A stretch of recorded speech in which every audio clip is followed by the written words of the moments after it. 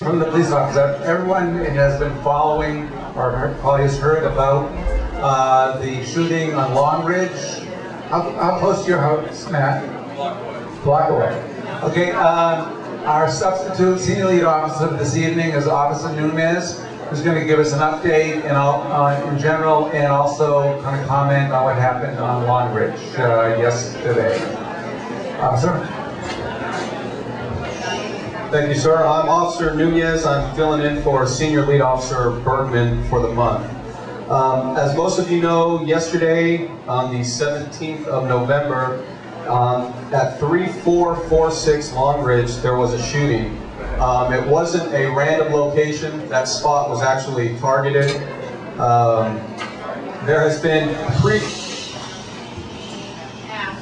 There was previous drug use at that location. The owner of that home 2 weeks ago overdosed on a heroin overdose.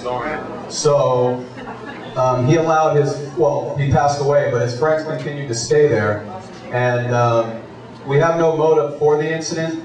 And the actual owner of the house, as of today, is already in the process of evicting these people out of the house and get all these people out of that location. So that does take time, but they are in the process right now of getting everybody out of that house. The only thing we have on the suspect was it was a male white. He was wearing a ski mask, so that's all the information we have on that. I don't know if any of you know, there was also on the 13th of November at Smiles Restaurant at 13615 Ventura Boulevard. There was a shooting there as well at approximately 2 o'clock in the morning. An altercation when the patrons were let out at around 1:50 in the morning. An altercation took place and then a shooting ensued. But on that one, both suspects are actually in custody. They were both caught and the victim remains hospitalized. Some other information, if you bear with me.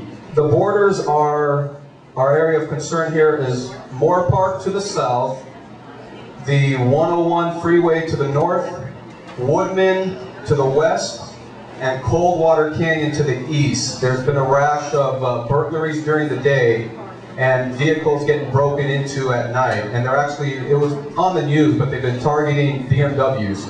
So if you have a garage, more than likely it's best to put it in there, but for whatever reason they are taking the front headlights and the airbags of the BMWs, which I guess are pretty hot sellers right now in the black market. But that area that I just described to you there's been a slight increase in burglaries during the day and then vehicles getting broken into at night.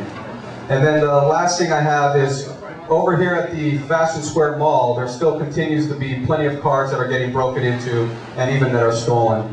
The best thing to do is just make sure everything you guys have in the car, just lock it in the trunk so where they can't see it. 9 out of 10 times these guys just go car to car. If there's nothing in the car they see, they move on to the next car. If they see an iPod, a GPS, a laptop, they're more than likely going to target that car and attempt to break into it. So that is all the information I have, and thank you for your time.